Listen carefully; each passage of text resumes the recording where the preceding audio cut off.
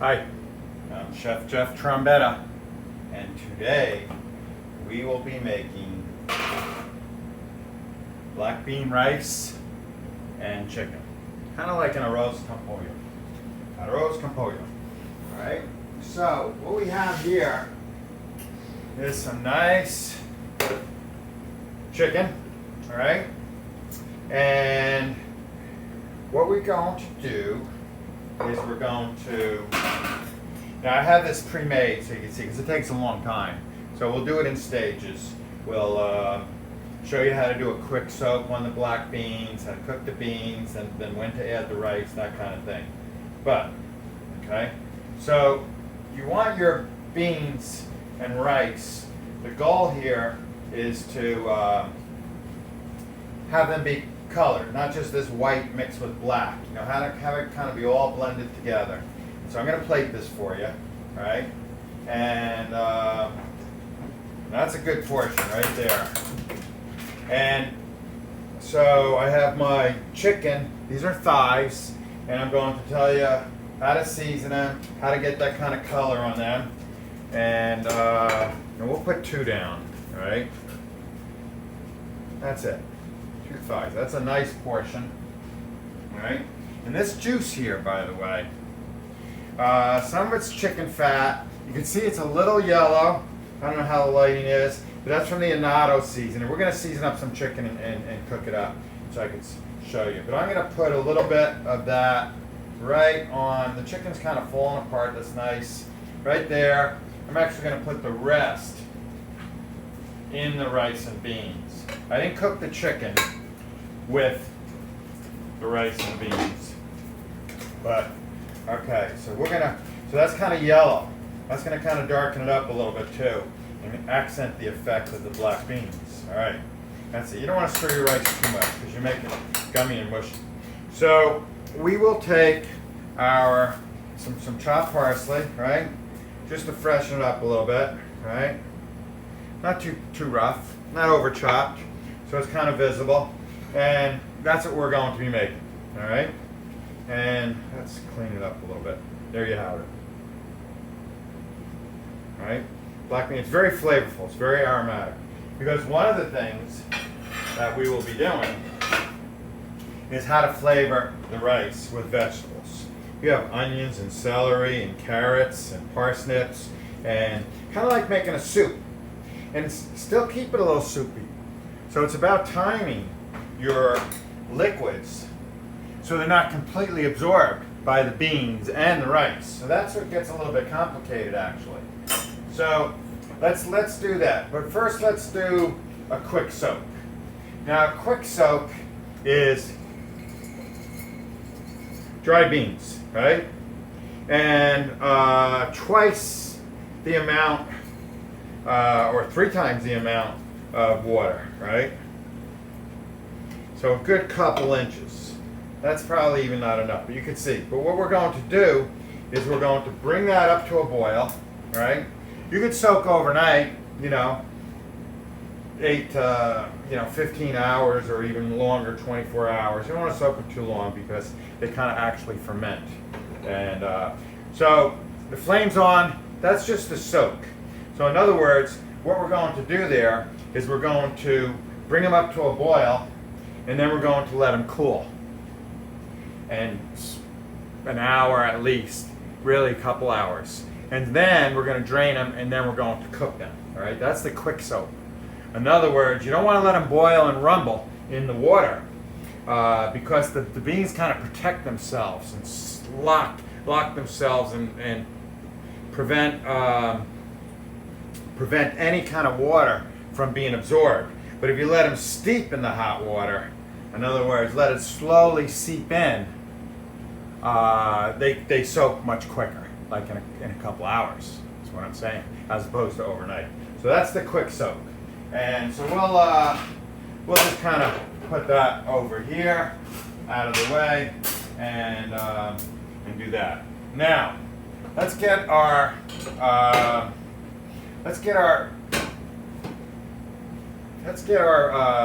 pot of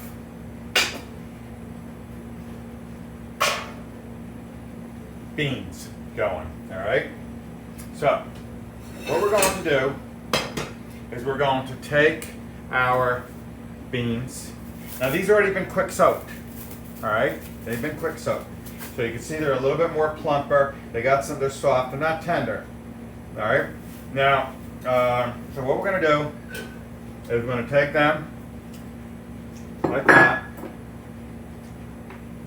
and we're going to take. Now this is the water we want. This is like 6 times the amount of water because this is going to be enough to take on the rice. Also, absorbed by the beans, absorbed by the rice, and still have enough to be a little bit soupy. All right. So what we're going to do. So this is like I don't know. It was 5 ounces of beans dry, and it's like 8 cups or more. It's actually a half gallon, so 64 ounces. Yeah, about 8 cups. All right. About all right, 8 cups, so a lot. And we could always add more water, right? But what we're going to do is we're going to start adding vegetables, all right? So we have, and we want to cook this a long time. So you want your vegetables to kind of disintegrate, all right? Now, this is parsnip. I just quartered it. Sometimes you have to eighth it, all right? Because it could have a very thick root. But this was towards the top, so it's a little narrow, so quartered lengthwise, all right? So that's going in there like that. Now, this is carrot, all right? Again, then you want the vegetables to kind of disintegrate. You can barely see them in this dish here, right? Put that there like that, all right? So we got the carrot, we got the parsnip, all right? And we're going to do some onions and celery, all right? And celery leaves, that's okay. That's fine. Again, keeping it thin, but not chopped too fine. Chopped fine is fine. This is okay. It's just that a little visibility is okay. Now, so that's our celery. This is like a mirepoix. This is aromatic vegetables. So I'm following the rules of classic cuisine. In other words, I'm giving it some depth and some body. Now this is onion, all right? This is onion. Want that to kind of disintegrate. And this kind of goes against the grain of what I was saying all along, to pre-saute your vegetables, right? Pre-saute your vegetables, and then in that way you kind of get rid of the bitter flavors and kind of concentrate the natural sugars, and then that releases into the soup or the beans or the pilaf, whatever you're making. This is kind of the boiled method. This is all right. This is kind of more of a Latin type of method. You just use more to get more flavor. All right, so I got a good amount of onions here, right? And it's like I said, it's just for kind of depth and character, so you're not just rice and beans. Most people add, some stuff like garlic or onions. You could add a ham product too, which would be very good. I didn't do that, but I will. Right? But I will. Why not? Okay, so this is like a smoked, I'm going to add a chunk of this, right? A good chunk. There we go. See that? This is like some slab bacon, naturally cured. All right. Sanitized towel here. I'm going to clean up that area. Now, all right, so that is going there. Let's get some garlic and a little bit of jalapeno in there. And this is going to be your assignment for Monday. All right, so we're going to get right to it. So make sure you pay attention to this video. Now, I'm going to add a whole jalapeno, but I'm going to take away most of the seeds. The best way to do that, because the seeds is really where the heat is. You don't want it too hot. This tastes actually remarkable, by the way. I tasted it. So, let's see. So we're just kind of quartering the jalapeno. We are cutting out the seeds like that. We'll get rid of them.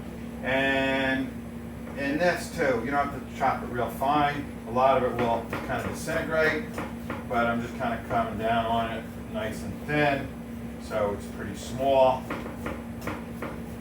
Okay, like that.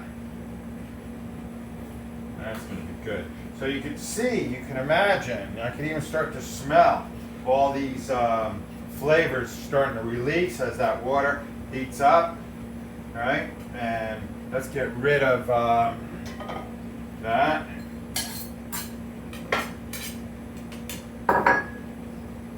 And give our board another wipe. Okay, so that's what we have. And so let's get our parsley in there. What the heck? All right, that's some chopped parsley. And let me give that a stir. All right, and we got that up full blast. And when it comes to a boil, I'm just going to slow it down. And then what's going to happen is when the beans are very cooked, they're actually blistered and coming apart. So they release a lot of their black color and flavor into the broth, into the liqueur. And then I'm going to have enough water to cook the rice, medium grain Calrose rice, one of my favorites. All right, so let's put that aside. I'm going to put that off to this burner here. All right, and we are going to move this pan up. Let's just take this out of the way. Maybe you can still see it. Oh, let's get our garlic in there, right? Let's get our garlic in there. All right, the garlic is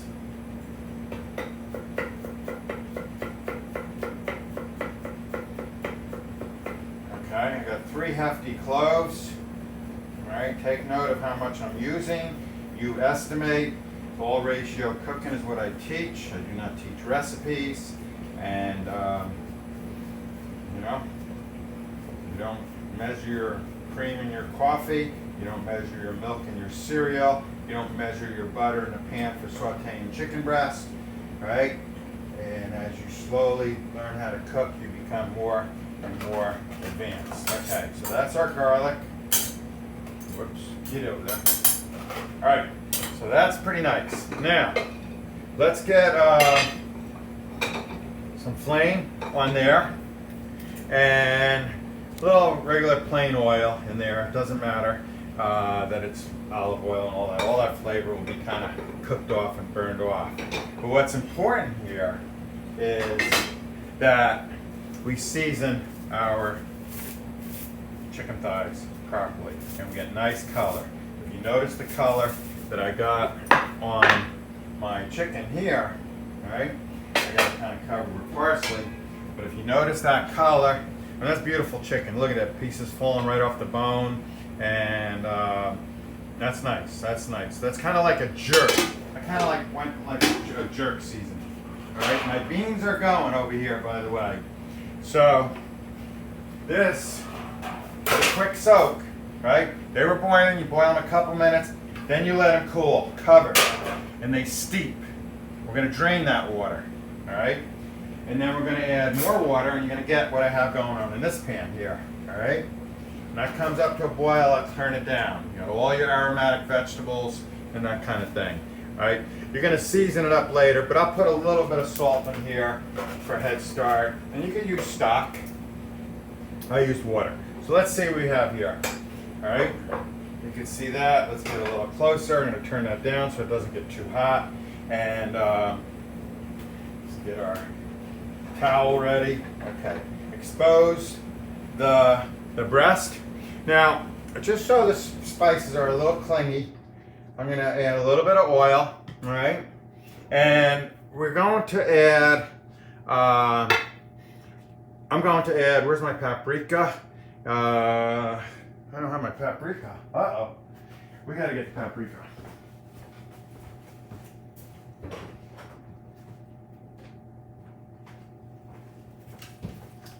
All right, so we have the paprika.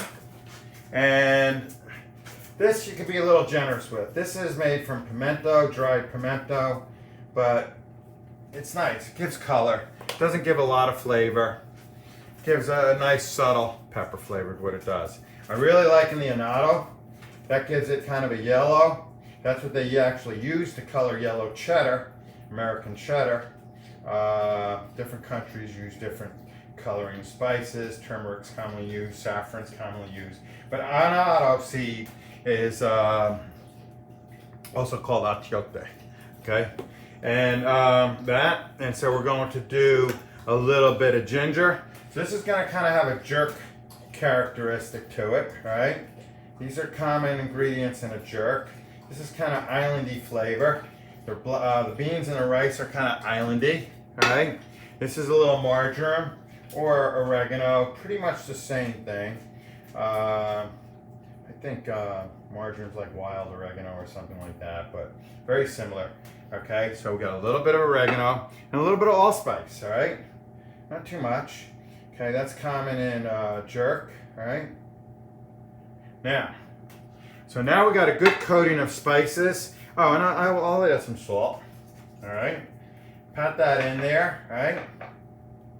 And make sure our pan is hot enough, not too hot. Looks good, all right? I'll turn it up a little bit, okay. So we're gonna get some nice color on there. Turn it down now that it's all caught up, all right? And give my hands a little soapy wash.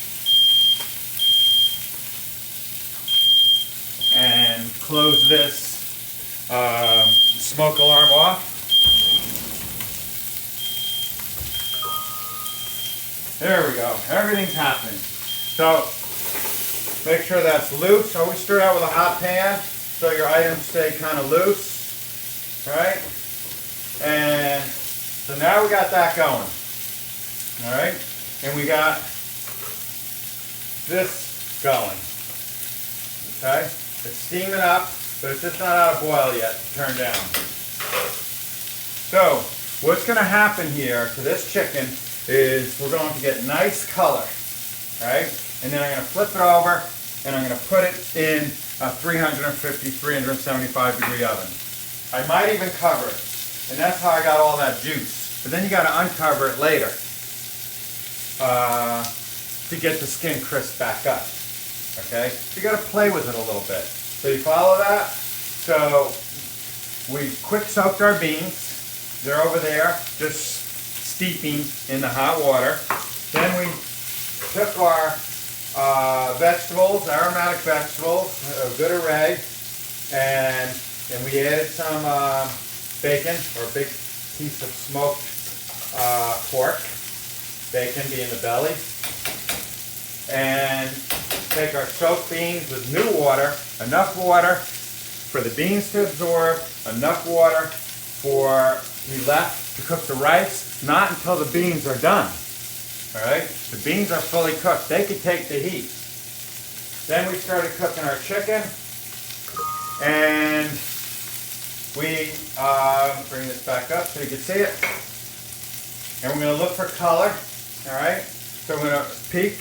Not yet, almost though. It's almost there. And I'm going to flip it over. I'm going to cover it, and I'm going to put it in the oven, covered. And I'm going to generate some stock, which I'm going to pour back into my rice. Kind of marry that all together to make the true arroz con pollo. And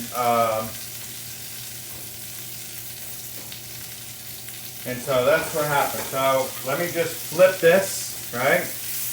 Now I would like more color, but I'm going to end this video because it could take it. Now I could put that in the oven uncovered, but then I won't get the juice, but then I would get more browning. But I'll get it later when I pull the cover off, and it'll cook quicker this way, right? So I got that. I take that. You're going in. All right, that's in. That's off. And I'm gonna have my lunch. Right? Oh, you can't see that. I'm gonna have my lunch, and I'm Chef Jeff Trombetta, and be prepared on Monday, class the 29th, to make this. And there'll be other things also. Thank you.